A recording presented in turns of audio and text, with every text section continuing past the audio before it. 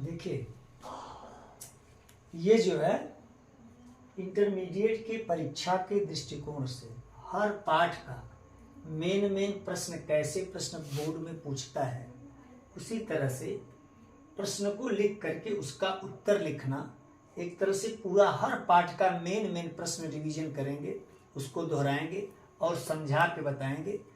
और आप पूर्ण रूप से इसे देखें और किसी भी तरह की कोई दिक्कत हो तो आप क्या करें, मैसेज करें। दूसरी बात,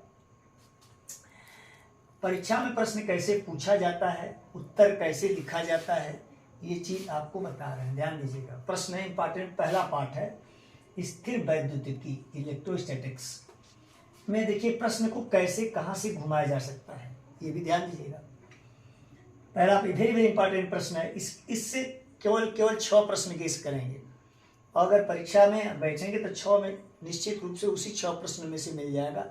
पहले विस्तृत उत्तरी 3 प्रश्न गेस कर रहे हैं, उसके बाद 2 न्यूमेरिकल और 1 नंबर का 1 या 2 क्वेश्चन गेस करेंगे, पूर्ण रूप से आपको मिल जाएगा। देखिएगा प्रश्न है वैद्युत द्विध्रुव की परिभाषा दीजिए।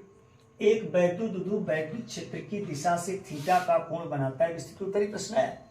इस पर कार्य करने वाले बलाघूर्ण की गणना कीजिए, ये प्रश्न हो गया। इस प्रश्न को हम कैसे उत्तर निकालें, प्रश्न से ही कैसे उत्तर निकालें और कैसे मैटर बनाएं, और इसको हम बता रहे हैं आपको, ध्यान दीजिए। पहला प्रश्न देखिए, भागों में बांटे। देखिए हर भाग का अलग अलग नंबर भी होता है। जैसे वैद्युत द्विध्रुव की परिभाषा दीजिए, यहां से एक प्रश्न हो गया। ये दूसरा प्रश्न हो गया, एक वैद्युत द्विध्रुव को वैद्युत क्षेत्र की दिशा से थीटा का कोण बनाता है, इस पर कार्य करने वाले बलाघूर्ण की क्या कीजिए, गणना कीजिए। ये डेरिवेशन हो गया आपका, क्लियर हुआ। तो पहले वैद्युत द्विध्रुव की परिभाषा की बात करें। देखिए याद नहीं फिजिक्स में किया जाता है, अगर ध्यान देंगे तो अपने आप परिभाषा बना लेंगे। जहां भी वैद्युत शब्द आ जाए, जहां भी वैद्युत शब्द आ जाए, ध्यान दीजिएगा, जहां भी वैद्युत शब्द आ जाए तो आप आवेश जाने। वैद्युत का अर्थ होता है आवेश। क्या होता है, आवेश। आवेश हो गया। दूसरा शब्द है द्विध्रुव। जहां शब्द द्विध्रुव हो जाए तो द्वि का मतलब 2 हो गया, द्वि का मतलब हो गया 2, और ध्रुव का मतलब एक मान के चलिएगा। वैद्युत है, द्विध्रुव है, तो एक ऑटोमेटिक एक चार्ज आपका माइनस और एक चार्ज आपका क्या हो जाएगा, प्लस। द्वि हो गया तो माने 2। अब ऐसे से उत्तर निकालिए, वैद्युत माने आवेश, वैद्युत माने आवेश, और द्वि माने 2। तो अब ध्यान देना, एक 2 आवेश हो गया।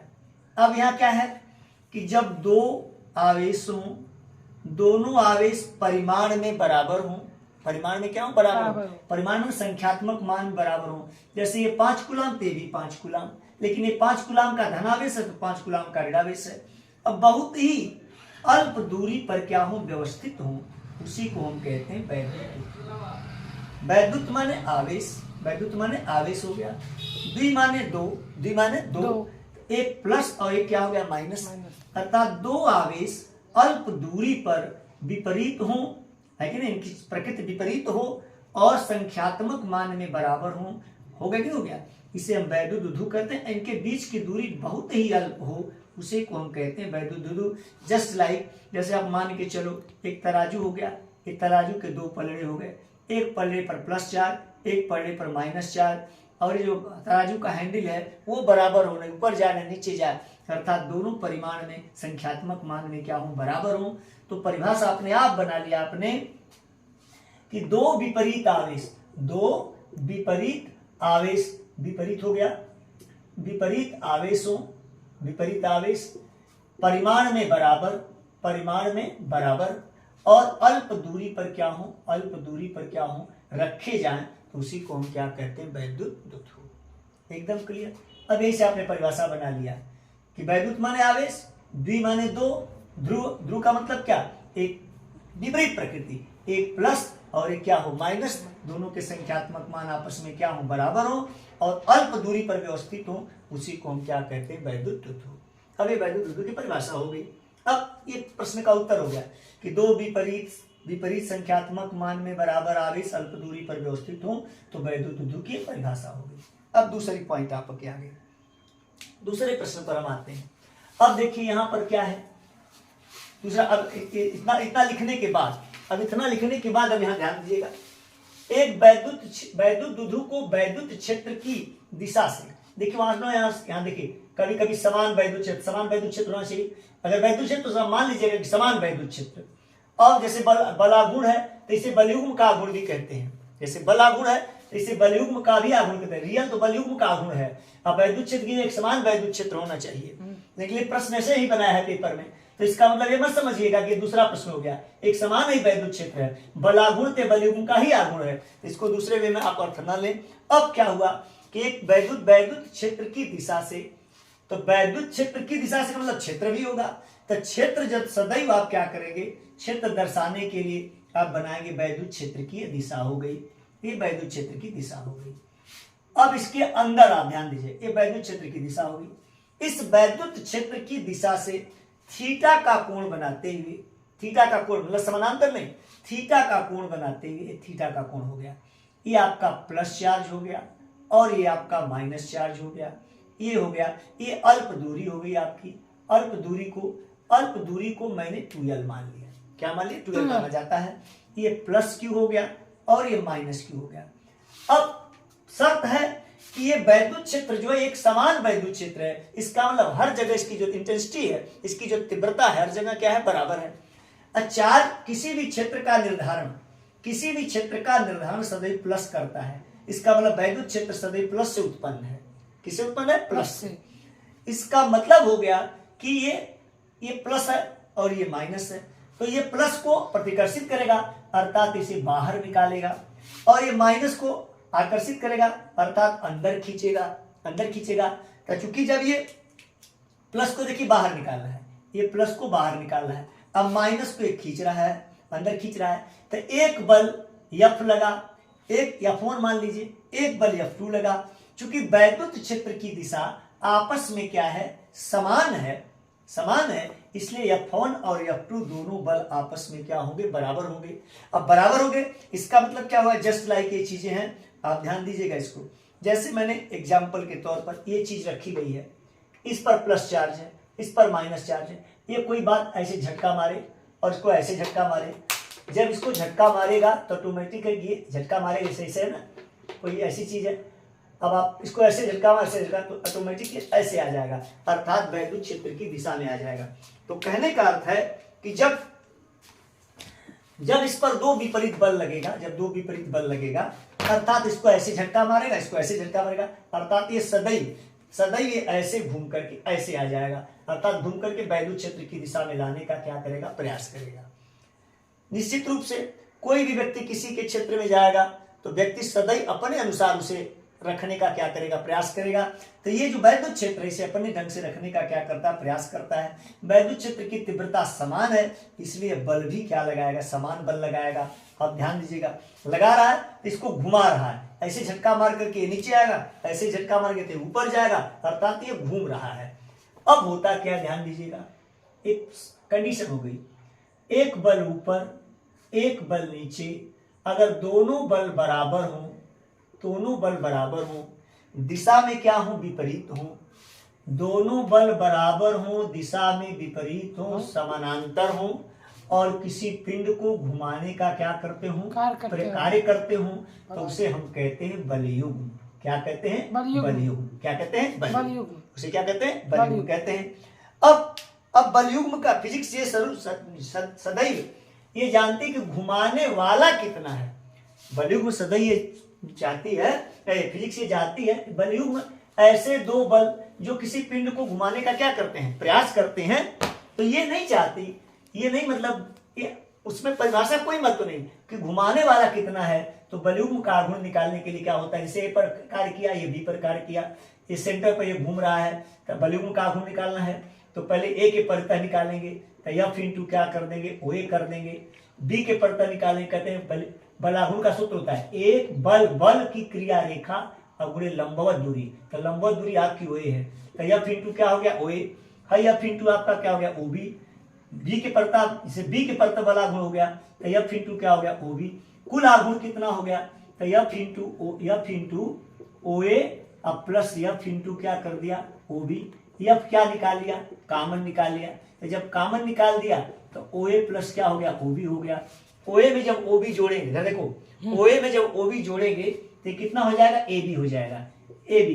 तो इसका मतलब हो गया कि ए बी बलयुग्म का आघूर्ण निकालना है। एक बल और दोनों बलों की क्रिया रेखाओं के बीच की जो लंबवत दूरी होती है उसे बलयुग्म का क्या कहते हैं, आघूर्ण कहते हैं। यहां भी देखिए दो बल लग रहे हैं। पहला बल देखिए इधर, देखिए एक बल इधर है और एक बल आपका जो है, एक बल इस साइड में है, इस साइड में इधर, इस साइड में, इस साइड में है। और तो दोनों बल की दिशा, दोनों बल की दिशा देखिए, एक बल इधर है, एक बल इधर है। जैसे एक बल इधर है और एक बल इधर है, दोनों बल आपस में समान है। जैसे एक बल इधर लगा, देखिए एक बल इधर लगा और एक बल इधर लगा, ये भी बल बराबर है, ये भी बल बराबर है। अब देखिए ये बल एक क्रिया रेखा है, ये क्रिया रेखा है, और यह क्रिया रेखा के बीच की क्या है, लंबवत दूरी है। क्रिया रेखा के बीच की लंबवत क्या है, दूरी। तो कहता है कि यहां पर दो बल लगते हैं और ये दोनों बल इसको सदैव घुमा करके क्षेत्र की दिशा में लाने का क्या करते हैं, प्रयास करते हैं। तो बलयुग्म का आघूर्ण क्या हुआ, बलयुग्म का आघूर्ण बराबर, बलयुग्म का आघूर्ण बराबर एक बल, जैसे ये बल हो गया, ध्यान दीजिए, ये बल हो गया, ये बल हो गया, एक बल, इसके बीच की क्रिया रेखा के बीच की लंबवत दूरी यही हुई, लंबवत दूरी यही हो गई। तो लंबवत दूरी यही हो गई, आप इसको मान लें, जैसे मैंने माना ए, इसको मैंने मान लिया बी। एक बल ऐसे लग रहा है, ये बल ऐसे लग रहा है, ये दोनों बल आपस में क्या है, समानांतर हैं और इसके बीच की क्रिया रेखा की लंबवत दूरी है। इसको मैंने डी मान लिया, इसको मैंने बी मान लिया। तो क्या कहता है, बलयुग्म का आघूर्ण एक बल और इसके बीच का कोण कितना बना है, थीटा, थीटा बना है। एक बल और गुणे बल की क्रिया रेखा से लंबवत दूरी, तो लंबवत दूरी आपकी कितनी हो गई, एडी। क्या हो गई, एडी है, एडी हो गई। तो बलयुग्म का आघूर्ण F into AD, F into AD हुआ। तो अब देखिए एडी यही है आपकी एडी, इसके बीच में थीटा का कोण बना है, ये 2l है, ये 2l है, ध्यान दीजिएगा, ये 2l हो गया। हमको एडी का मान कई तरह से निकाल सकते हैं। जैसे एक 2l है, जब कोई भी इसके तक दो घटक हो जाते हैं, ये 2l के दो घटक हो गए। ये चूंकि ये लंब है तो ये साइन थीटा हो गया, ये आधार है, ये क्या हो गया, कास थीटा हो गया। अर्थात ये 2l, ये 2l का घटक ये भी है, तो लंबवत दूरी 2l के घटक में यही आती है। तो इसका मतलब ये क्या हो गया, एडी। और उस तरह भी लिख सकते हैं कि साइन थीटा बराबर लंब बटे कर्ण, तो लंब आपका कितना हो गया, एडी, और कर्ण आपका क्या हो गया, 2l हो गया। अगर हम तिर्यक गुणा कर दें, ये देखिए एडी बराबर क्या हो जाएगा, एडी बराबर 2l साइन थीटा। अब क्या होगा, एफ इंटू एक बल और दोनों बलों की क्रिया रेखाओं के बीच की लंबवत दूरी, तो एफ इंटू एडी, तो लंबवत दूरी कितनी होगी, एडी है, एडी का मान हो गया 2l साइन थीटा। अब देखिए इसके पीछे में एक फार्मूला आता है वैद्युत क्षेत्र की तीव्रता का, E बराबर F by Q zero, F by Q होता है, E बराबर एफ बाई क्यू होता है। अब हम इसको लिख सकते हैं, देखिए एफ बराबर क्या होता है, अगर त्रिय गुणा कर दें तो एफ बराबर हो जाएगा Q into e into 2l sine theta. बलयुग्म के आघूर्ण को टाउ से नोट करते हैं, ये बलाघूर्ण है लेकिन ये बलयुग्म का ही आघूर्ण माना जाएगा, तो टाउ बराबर एफ इंटू एडी। प्रश्न में आने पर ऐसा नहीं कि आप उसको बलयुग्म का आघूर्ण न जाने, वो बलयुग्म का ही आघूर्ण है, जबकि प्रश्न परीक्षा में इसी तरह पूछा है, बलाघूर्ण की गणना कीजिए, तो ये बलयुग्म का आघूर्ण ही है। तो टाउ बराबर, बलयुग्म के आघूर्ण को टाउ से प्रदर्शित करते हैं, तो टाउ बराबर एफ इंटू एडी, तो F into 2l sine theta हो गया, F 2l sine theta. F का मान क्या हो गया, मैंने बताया कि E बराबर एफ बाई क्यू होता है, तो Q into e into 2l sine theta. Q को 2l से मिला दें, तो इसके पहले जो वैद्युत द्विध्रुव मैंने बताया था, एक माइनस चार्ज और एक प्लस चार्ज, इसके बीच की दूरी 2l है। तो वैद्युत द्विध्रुव का आघूर्ण, किसका आघूर्ण, वैद्युत द्विध्रुव के आघूर्ण का सूत्र होता है एक आवेश और दोनों आवेशों के बीच की दूरी Q इंटू 2l। तो वैद्युत द्विध्रुव के आघूर्ण को P से डिनोट करते हैं, डिनोट करते हैं P से। तो Q वैद्युत द्विध्रुव का आघूर्ण, जैसे वैद्युत द्विध्रुव बताता, तो वैद्युत द्विध्रुव का आघूर्ण क्या होता है कि एक आवेश और दोनों आवेशों के बीच की दूरी के बराबर होता है, जिसे हम P से प्रदर्शित करते हैं। इसका मतलब Q इंटू 2l जो है P हो गया और ये Pe साइन थीटा, अर्थात टाउ बराबर हो गया Pe साइन थीटा, अर्थात बलयुग्म का आघूर्ण हो गया टाउ बराबर P साइन थीटा। अब रह गई मानने की बात, आप कितना याद करेंगे, तो तुरंत आप ऐसे से प्रश्न बना लीजिए कि माना एक समान वैद्युत क्षेत्र ही है जिसके अंदर क्षेत्र की दिशा से थीटा का कोण बनाता हुआ एक वैद्युत दुधु रखा गया है। ये माइनस चार्ज है और ये कौन सा प्लस चार्ज है। जब वैद्युत क्षेत्र में रखा जाएगा, वैद्युत क्षेत्र उस पर बल लगाएगा, प्लस को निकालेगा, माइनस को खींचेगा, अर्थात दोनों बल बराबर होंगे क्योंकि वैद्युत क्षेत्र की तीव्रता आपस में क्या है, बराबर है। अर्थात जब दो बल बराबर हों और दोनों की दिशाएं विपरीत हों तो उसे बलयुग्म कहते हैं। बलयुग्म का गुण क्या होता है? बलयुग्म का गुण होता है एक बल और दोनों बलों की क्रिया रेखाओं के बीच की लंबवत दूरी। जैसे मैंने समझाया था, तो एफ इंटू, इसको मैंने ए मान लिया, इसको मैंने क्या मान लिया, डी, ए डी हो गया। क्या हो गया? A D. तो F into A D, F into 2l sine theta. Formula होता है बराबर एफ बाई क्यू।